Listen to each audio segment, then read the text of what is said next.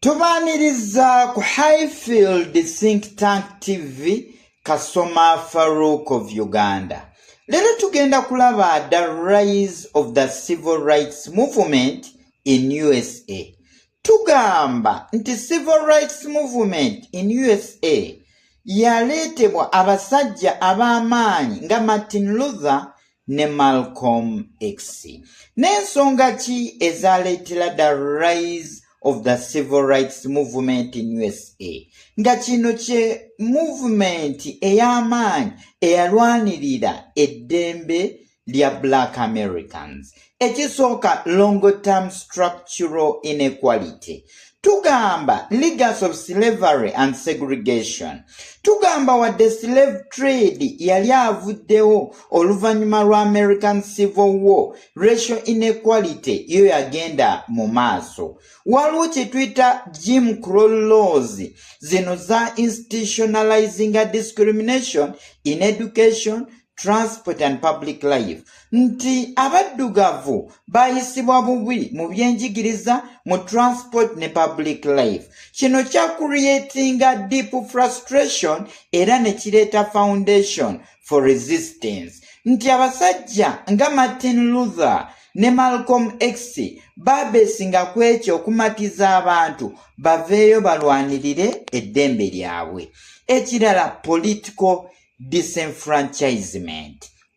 Tulaba African Americans badinayingibwa voting rights through poll taxes, intimidation, era waliwo lack of political voice. Kino kya increasing demands for change. Ne babeesinga ku ekyo ne batandikawo civil rights movement. Ekirala economic factors. Nti abaddugavu bali mu bwavu obw'amaanyi among the Black Americans, especially in the South. Sharecropping systems yabatrapping in circles of debts, tibali mabanja amanji. Industrialization and migration eno ya exposing African Americans to better opportunities in northern cities, ne raising expectations awe na awareness ne bavaayo berwaneko. Ekirala social injustice and racial violence. Tugamba the frequent lynchings and mob violence. Activities of groups like Ku Klux Klan zino zavaayo ne zimakinga abantu berwaneko. Harsh realities nga Abafirika bapushingibwa into communities. Kino kyanyiza Abafirika ne bateekawo resistance. Ekirala, the role of African American organizations.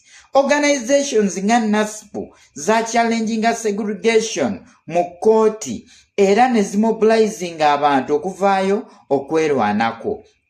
These groups provided leadership structure and strategy. Tibafuna structure and strategy era ne kireeta the rise of civil rights movement in USA. Ekirala, the effects of World War II. Tugamba the participation of black soldiers in World War II yabamakinga okulaba engeri fascism gye yaggwaawo e Italy nebawa amaanyi. So the returning soldiers demanding equal rights. Kino kya increasing a momentum mu ba Black Americans era ne kireeta the rise of civil rights movement in USA. Legal and constitutional developments. Tulaba Supreme Court rulings za challenging segregation. Brown v. Board of Education ya declaring segregated schools unconstitutional. Amasomero ga segregated schools agatekebwaho nga tegakkiriza kusomeramu muntu yenna muddugavu gali challenged. Demonstrated that change was possible through legal means. Kino kya demonstrating nti change yali possible through legal means era ne kimaking aba Black Americans okwerwanawoko. Ekirala, the rise of black leadership. Black leadership yali Martin Luther, Malcolm X or black empowerment. Bano ba providing a vision, inspiration and direction era ne kireetera the rise of the civil rights movement in USA. Ekirala, the influence of non-violent ideology. Non-violent ideology ey'abasajja ab'amaanyi nga Mahatma Gandhi eno yakoppebwa ba Black Americans in USA yali mu boycotts ne marches era ne kimaking a movement morally powerful and globally appealing ne babeera nga Abafirika ba Black Americans bavaayo beerwaneko. Ekirala, the role of media. Tulaba television ne newspapers zino za exposing a brutality against peaceful protesters. Nti za exposing a brutality against peaceful protesters.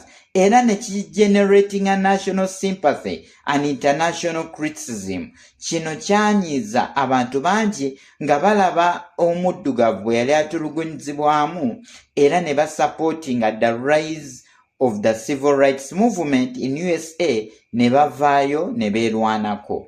Then Cold War. Tulaba during Cold War, USA yayagala to appear as a defender of democracy.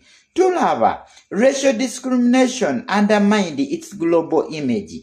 Nti racial discrimination undermining its global image. Wano government nebeera responsive to civil rights demands ne kireeta the rise of the civil rights movement in USA. Ekirala, waliwo immediate issues like Montgomery bus boycott. Nti omuddugavu ya boycottinga bus z'abazungu. Arrest of Rosa Parks. Rosa Parks bwe yasibibwa, kino kyanyiza omuddugavu n'avaayo ne yeerwanako. Tugamba kino kyalaga showed the power of collective action. Bamanya power of collective action. Nti bwe beerwanako nga balwanira wamu basobola okuwangula omweru. The rise of the civil rights movement in USA. Tujja genda maaso kudiscussinga ebintu ebirala bingi